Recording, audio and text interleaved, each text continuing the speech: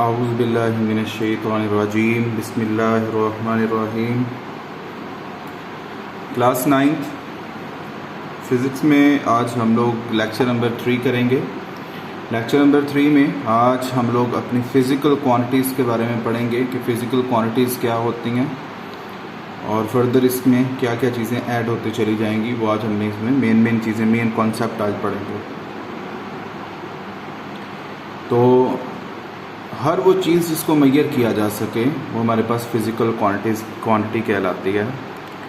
All measurable quantities are called physical quantities such as length, mass, time and temperature etc. ठीक है, ये उसने main आपको तो फिजिकल क्वांटिटी की अगर आपको डेफिनेशन पूछी जाती है कि व्हाट आर फिजिकल क्वांटिटीज या डिफाइन फिजिकल क्वांटिटीज, तो आपने ये बताना है कि all measurable quantities are called physical quantities such as length, mass, time and temperature. A physical quantity possesses at least two characters in common. दो values, दो characters common होने चाहिए। What is the numerical magnitude, एक उसके अंदर उसकी जो numerical value होती है और दूसरा उसका यूनिट होता है। And other is the unit in which it's measured. जैसे हम लोग कोई चीज़ तोल के लेते हैं तो उसको हम लोग केजीज़ में, तो 5 kg 10 kg, तो अगर हम सिर्फ 5 बोल देंगे तो उससे कोई बात समझ नहीं आएगी कि हम लोग 5 क्या चीज़ लेना चाह रहे हैं। 5 ग्राम्स, 500 ग्राम्स, 5 किलोग्राम या इससे भी ज़्यादा। तो इसके लिए हमारे पास एक तो उसकी न्यूमेरिकल वैल्यू होती है और दूसरी चीज़ उसका यूनिट होता है। जैसे टाइम है, अगर मैं आप मुझसे टाइम पूछते हैं तो मैं कहूँ कि जी 10, ठीक है, तो आप मुझसे पूछेंगे सर क्या 10 सेकंड्स हैं, 10 मिनट्स हैं, 10 बज चुके हैं, उसके बाद मिनट्स कितने हैं। तो इसलिए मुझे ये चीज़ 10 के साथ जो है वो क्लियर करना पड़ेगी कि ये 10 आवर्स हैं या 10 मिनट्स हैं, कुछ जो है। तो एक न्यूमेरिकल वैल्यू होती है और उसके साथ जो है वो उसका यूनिट होता है। जैसे उसने यहाँ एग्जांपल दी हुई है, if the length of a student is 104 centimetre then 104 is the numerical magnitude in centimetre is the unit. इस तरह शुगर की उसने एग्जांपल दी हुई है। तो ये दो एग्जांपल है जो हमारे पास फिज़िकल क्वांटिटीज़ के बारे में होती हैं। तो अब यूनिट के बारे में हम लोग आगे देखते हैं, लेकिन उससे पहले क्वांटिटीज़ को क्लियर करेंगे। क्वांटिटीज़ फर्दर हमारे पास जो क्वांटिटीज़ हैं फिज़िकल क्वांटिटीज़, ये दो हिस्सों में डिवाइड हो जाती हैं। एक होती हैं बेस क्वांटिटीज़ और एक होती हैं derived quantities. There are 7 physical quantities which form the foundation for other physical quantities। 7 physical quantities हमारे पास होती हैं जिनकी मदद से हम लोग बाकी फिज़िकल क्वांटिटीज़ को जो है वो बनाते हैं। These physical quantities are called base quantities. These are length, mass, time, electric current, temperature, intensity of light and the amount of substance। ये 7 हैं जी। Length, mass, time, electric current, temperature, intensity of light and the amount of substance. ये भी इसकी definition लिखी है easy wording में, और ये भी है आपने जो भी डेफिनेशन करनी है, ये इसकी जो 7 की 7 है ना, आपने वो एग्जांपल के तौर पर लिखनी ज़रूर है कि ये 7 आपके पास क्वांटिटीज़ होती हैं बेस क्वांटिटीज़। तो इसके बाद आपके पास है ड्राइव क्वांटिटीज़। तो इन बेस क्वांटिटीज़ को मिलाकर हम लोग जो एक नई क्वांटिटी बनाते हैं वो ड्राइव क्वांटिटी होती है। Those quantities which are expressed in term of base quantities are called the derived quantities. These include area, volume, speed, force. इसमें से आप 2-3 कोई भी एग्जांपल्स कर सकते हैं, ठीक है। तो इसमें भी सवाल आ जाता होता है difference between base quantities and drive quantities. तो ये आपको इसकी डेफिनेशन, दोनों की डेफिनेशन उसने यहाँ भी लिखी है। आप ये भी कर सकते हैं, ये भी कर सकते हैं, लेकिन एग्जांपल्स दोनों सूरत में देनी होगी, इसकी एग्जांपल्स भी और इसकी एग्जांपल्स भी। नेक्स्ट है आपके पास इंटरनेशनल सिस्टम ऑफ यूनिट्स। देखिए बच्चों, पहले हर मुल्क का, हर जगह का, हर इलाके का अपना हिसाब था मेजरमेंट के हवाले से। कोई प्रॉपर एक तरीक़ाकार नहीं था। तो इसलिए जब लोगों ने एक मुल्क से दूसरे मुल्क में, एक इलाके से दूसरे इलाके में जाना शुरू किया, तो तब डिफरेंट सिस्टम्स की वजह से काफ़ी प्रॉब्लम होती थी। तो उसको दूर करने के लिए फिर बहुत सी कॉन्फ्रेंसेस की गई जिसके बाद एक ख़ास जो आपके पास तरीका आजकल हम लोग इस्तेमाल करते हैं, जैसे टाइम के लिए 60 सेकंड्स, फिर 60 सेकंड्स को मिलाएं तो 1 मिनट, 1 मिनट 60 मिनट्स को मिलाएं तो 1 आवर, 24 आवर्स को मिलाएं तो 1 डे, 7 डेज़ को मिलाया जाए तो 1 वीक, 4 वीक्स को अप्रॉक्सीमेट मिलाया जाए तो 1 मंथ, 12 मंथ्स को मिलाया जाए तो 1 ईयर। तो इस तरह एक स्टैंडर्ड सेट कर दिया गया। किलोग्राम में 1000 ग्राम्स होंगे तो उसको किलोग्राम बोलते हैं। और इसी तरह मुख्तलिफ़ चीज़ें जो हमारे पास सामने आती चली जाती हैं, सेंटीमीटर्स में 100 जो है वो 100 पार्ट्स ऑफ मीटर होते हैं। इसी तरह 1 किलोमीटर है तो ये आपके पास 1000 मीटर्स को मिलाकर 1 किलोमीटर बनता है। तो यहाँ ये सारा कुछ सेट किया गया। Measuring is not simply counting. Measuring का मतलब सिर्फ काउंटिंग। तो for example if we need milk और sugar we must also understand how much quantity of milk और sugar we are talking about, कि हमें कितनी मिकदार चाहिए। Thus there is a need of some standard quantities for measuring comparing unknown quantities. ठीक है, अब यहाँ से आपके पास जो हम यूनिट कह रहे हैं ना, उसकी एक डेफिनेशन है। Once a standard is set for a quantity then it can be expressed in term of that standard quantity. This standard quantity is called a unit. ये यूनिट की डेफिनेशन है। ठीक है जी, यूनिट क्या होता है? एक दफ़ा एक क्वांटिटी को फिक्स कर दिया जाए, उसको कह दिया जाए, जैसे अभी मैंने आपको बताया कि 1 मिनट में 60 सेकंड्स होते हैं, तो ये सेकंड्स जो है वो उसका यूनिट है।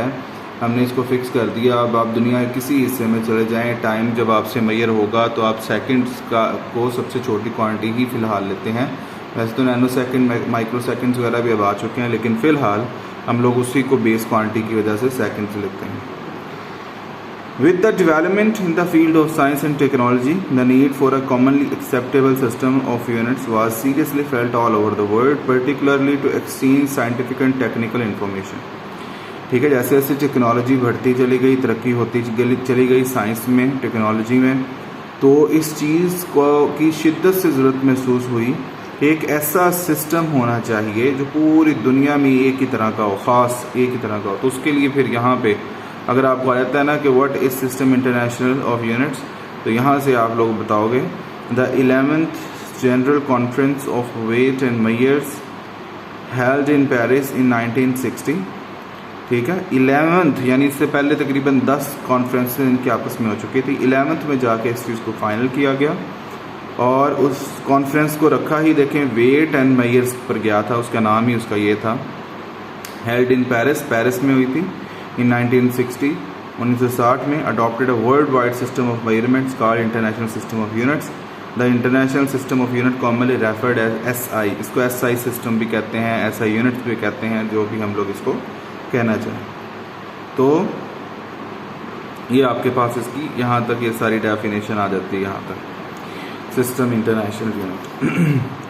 तो जैसे बेस क्वांटिटीज़ थी, तो उन बेस क्वांटिटीज़ के लिए 7, क्योंकि 7 बेस क्वांटिटीज़ थी, जैसे हमने ऊपर पढ़ा था ऊपर वाले टॉपिक में कि there are 7 base physical quantities which form the foundation of for other physical quantities. 7 जैसे फिजिकल क्वांटिटीज़ थी जिनको हम बेस क्वांटिटीज़ बोलते हैं, जिसमें length, mass, time, electric current, temperature, intensity of light and the amount of substance था। तो इसी तरह यहाँ पर इसके बेस यूनिट्स जब हम देखेंगे तो बेस यूनिट्स भी 7 ही होंगे। The units that describe base quantities, ऐसे यूनिट्स जो बेस क्वांटिटीज़ को डिस्क्राइब करते हैं, are called base units. Each base quantity has its system international unit. तो ये देख लें जी, हमारे पास ये आगे टेबल बना हुआ है।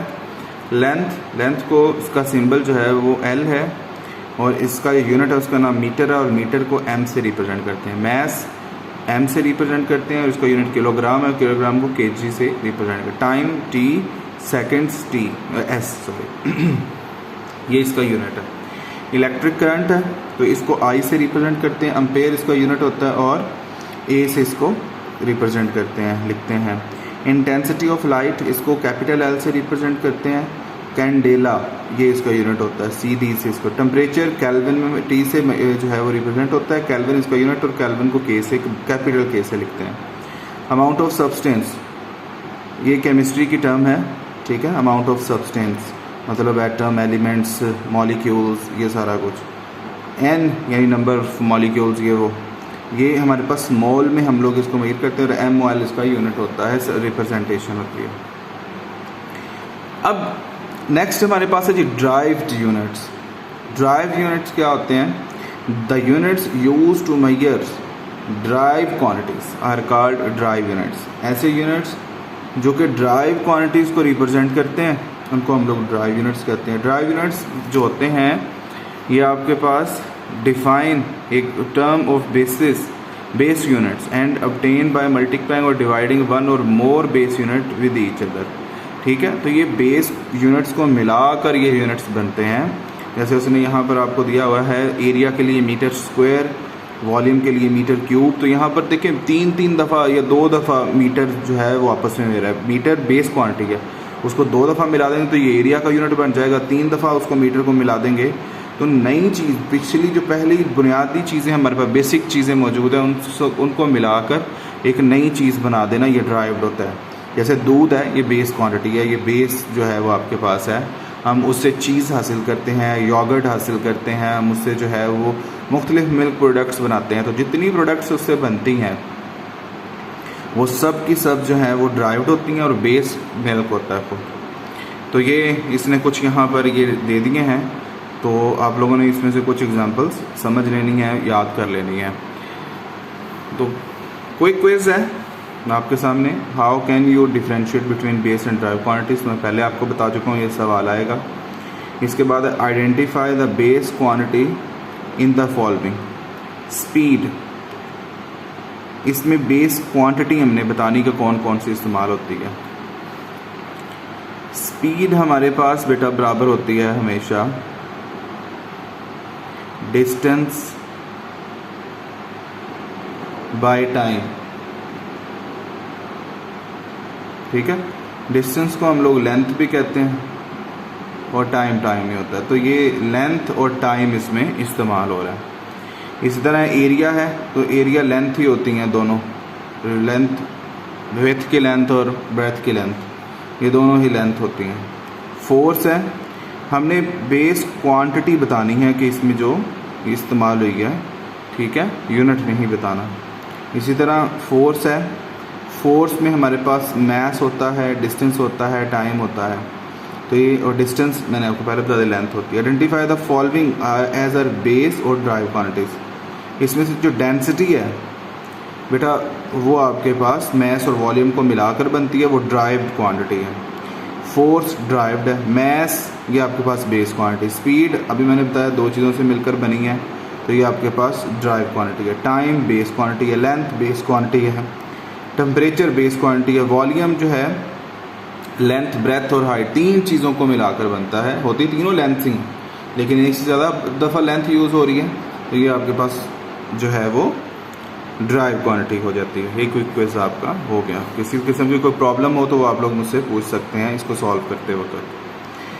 प्रीफिक्सेस, नाम से ही रिप्रेजेंट है प्री, पहले से, फिक्स जिसको फिक्स कर दिया जाए। प्रीफिक्सेस, जैसे किलो का मतलब 1000 होता है, ठीक है, किलो जहाँ पर भी हो KILO किलो, या खाली kg लिखा हो किलोग्राम हम लोग, तो ये जो किलो है ना इसका मतलब होता है 1000। इसी तरह मेगा है, मेगा का मतलब होता है आपके पास 10 लाख। तो ये हमारे पास ये देखें सारी उसने कुछ प्रीफिक्सेस लिख दी हैं, एक्सा, पीटा, टेरा, गीगा, मेगा, किलो। किलो का मतलब 10 की पावर 3 और 10 की पावर 3 का मतलब होता है 3 0, ठीक है। फिर हेक्टो, फिर डेका, डेसी, सेंटी, मिली, माइक्रो, ठीक है। ये कुछ टर्म्स हैं, इनको आपने याद रखना है क्योंकि ये हमारे काम आएंगी। इसी तरह किलो है, डेसी है, डेका है, मेगा है, ठीक है। ये चीज़ें हैं, ये जो टर्म्स मैंने बता दी ये हमारे काम आती हैं। आगे हम लोग क्वेश्चंस करेंगे, न्यूमेरिकल क्वेश्चंस उनको बोलते हैं उसमें। तो इसके प्रॉपरली डेफिनेशन देखें, some of the quantities are either very large और very small. For example 2 lakh in 50,000 metre, 0.02 watt and 0.00002 gram etcetera. अब देखें ये इसको तो लिखना इजी था, इसको भी ठीक था, लेकिन यहाँ प्रॉब्लम हो सकती है। तो ये बहुत कुछ हम लोग बड़ी क्वांटिटीज़ भी देखते हैं, छोटी भी देखते हैं, तो इसमें गलती का चांस हो सकता है, कोई ज़ीरो मिस हो सकता है यहाँ से जल्दी में लिखते हुए। तो उसका एक आसान हल किया गया कि इनको प्रीफिक्सेस की मदद से लिख दिया गया। सिस्टम इंटरनेशनल, यहाँ से आप इसकी प्रीफिक्सेस की डेफिनेशन करेंगे। System international units have the advantage that their multiple and sum multiples can be expressed in term of prefixes. Prefixes are the word or letters added before system international units such as kilo, mega, giga and milli. ठीक है, milligram, decigram, ठीक है। इसी तरह अगर आप गीगाग्राम लिख देंगे, किलोग्राम, तो हम इजीली सुनते रहते हैं। तो ये कुछ उसने चीज़ें बता दी हैं, बस हमने यहाँ पर डेफिनेशन देखनी है और कोई एक आध एग्जाम्पल यहाँ से लिख देनी है। ये टेबल से हमने एग्जाम्पल्स देखनी है।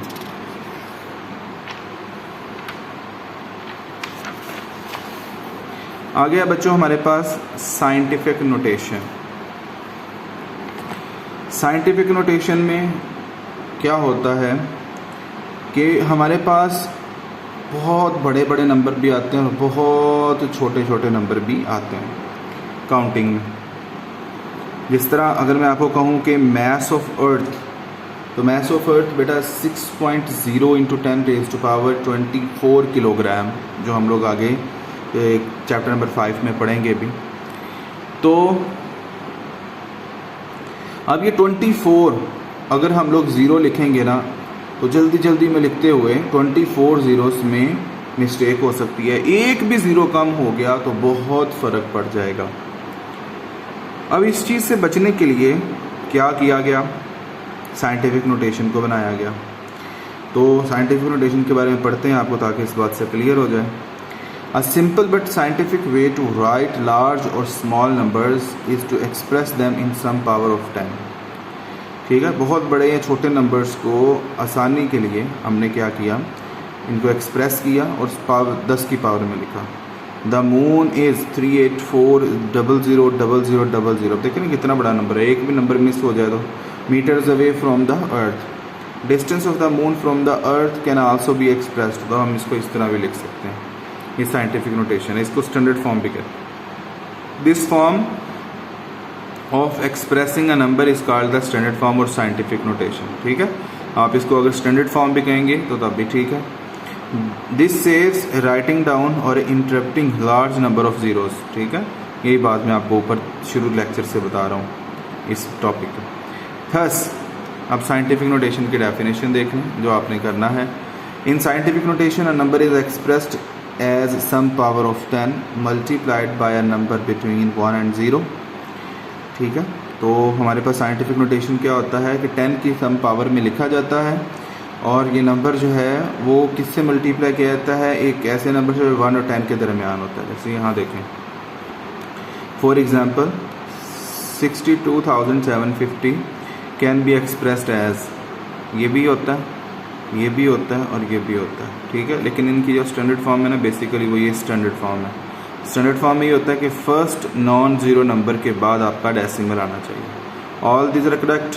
ठीक है, वही बात जो मैंने कहा, करेक्ट सभी हैं, लेकिन 1 non zero digit before the decimal ये preferably be taken as a standard form. तो मैंने यही बात आपको कही कि पहले नंबर के बाद, पहले नॉन ज़ीरो नंबर के बाद जो डेसिमल होता है ना, वो आपके पास स्टैंडर्ड फॉर्म कहलाती है। तो क्विक क्विज देख लें जी। Name 5 prefixes most commonly used, kilo, micro, milli, mega, ये आपके पास इस्तेमाल होती हैं, नैनो। ठीक है, the sun is 150 million kilometre away from the earth. Right this as an ordinary whole number in scientific notation. ठीक है जी, तो मैं यहाँ पर ही सॉल्व कर रहा हूँ, आप लोगों ने इसको प्रॉपरली देखना है। 150 मिलियन, अब मिलियन का मतलब क्या होता है, 6 ज़ीरो, 1 2 3 4 5 6। ठीक है, 1 मिलियन का मतलब होता है 10 लाख, 10 लाख में 6 ज़ीरोस होते हैं। तो 150 मिलियंस का मतलब ये है कि आपने 150 के बाद ये आपके पास ऑर्डिनरी फॉर्म आ गई, ये ए हो गया।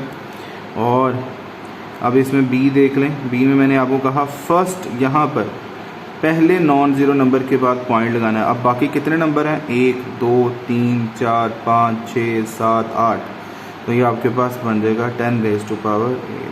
ठीक है, वैसे तरीका इसका कुछ थोड़ा सा और होता है, लेकिन हम लोग इसी किस मदद से करेंगे। इसका जो ओरिजिनल मेथड है वो ये है कि हम लोग 10 की पावर जो है वो 10 के 1 के साथ 8 ज़ीरो लिख के मल्टीप्लाई करते, डिवाइड करते, जो डिवीजन वाला होता है वो इसको इस फॉर्म में ले जाता और जो वो दूसरा जो मल्टीप्लाई वाला वो इस फॉर्म में, ये ओरिजिनल मेथड होता है।